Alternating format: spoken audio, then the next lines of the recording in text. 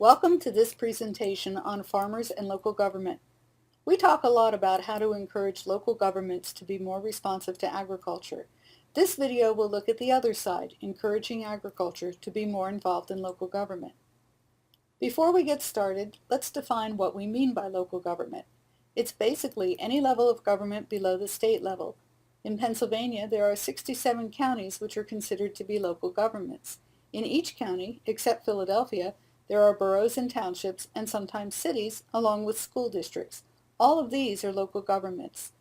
They provide services such as road maintenance and snow removal, garbage and recycling, parks and recreation, land use, law enforcement, and sometimes even libraries or cemeteries.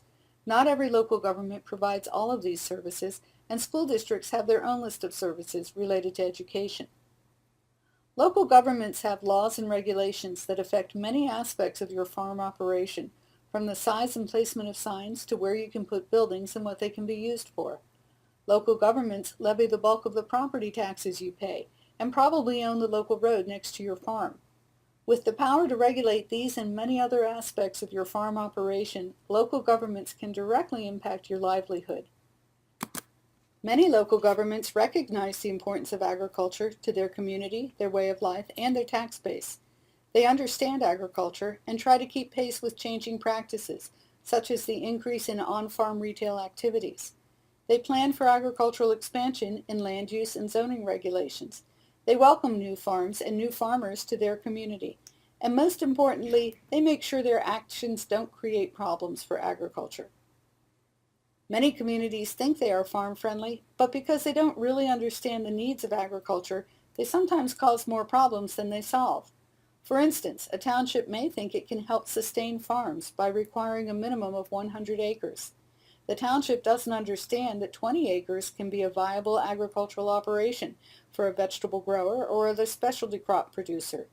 The township size regulation can actually make it harder for small operators to farm. So how do we help townships and boroughs understand agriculture? We want to create more local governments that are farm-friendly. We hope to do that by getting more farmers involved in local government. We conducted focus group research, listening to farmers, growers, and producers. Many of them hadn't given much thought to their local government. Unless there was a specific issue, usually around permitting, local government just wasn't on their radar screen. They didn't see the value in getting involved. They asked, "What's in it for me?" which became the title for this video. There isn't any hard data on farmer involvement in local government, but many of the farmers in our focus groups told us the numbers are down.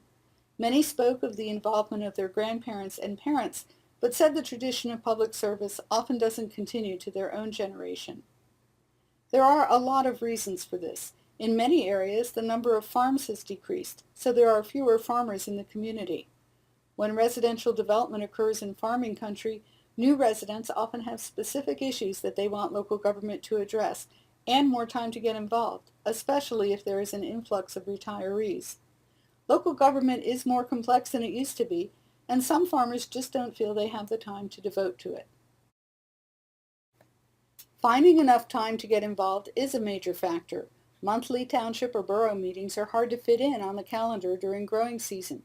But there are other barriers too. Many farmers told us they don't want to get involved in controversial issues that could put them in conflict with neighbors and customers.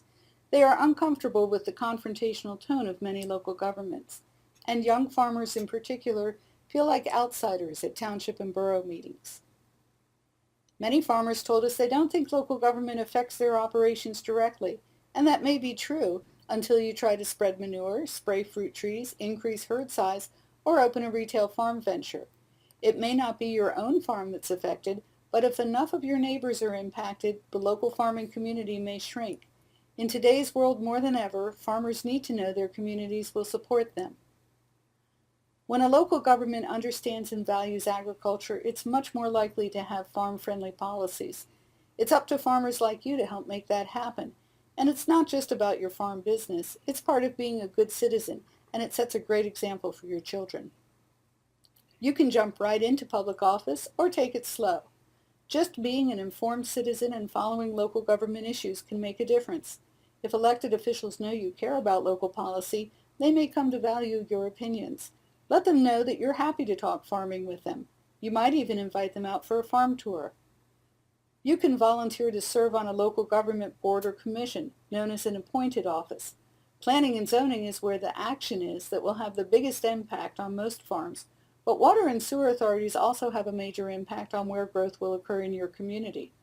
Find the board that fits your interest, such as Parks and Recreation or Historic Preservation. There is no standard process for appointing citizens to boards, so you need to ask your township or borough how they find interested citizens. Many local governments struggle to find people willing to serve, so your offer to volunteer will probably be well received. The most effective way to directly impact local government policy is to run for office and get elected to a position of governance, township supervisor, or borough council member. Many rural township and borough seats go unfilled because there aren't enough people interested in running for office, and even more seats go to the incumbent because no one runs against him or her.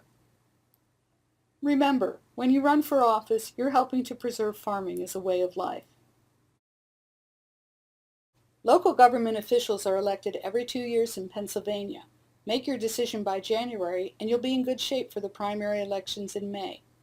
If you're registered to vote, you can run for office. It's that easy. There's no special training to be a local government official. Once you're elected, you can take advantage of workshops, conferences, webinars, newsletters, and other opportunities to learn and network with fellow elected officials.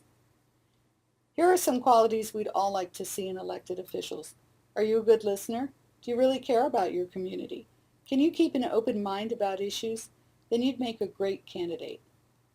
Your first step is to get to know your local government. Have you been to a township or borough meeting?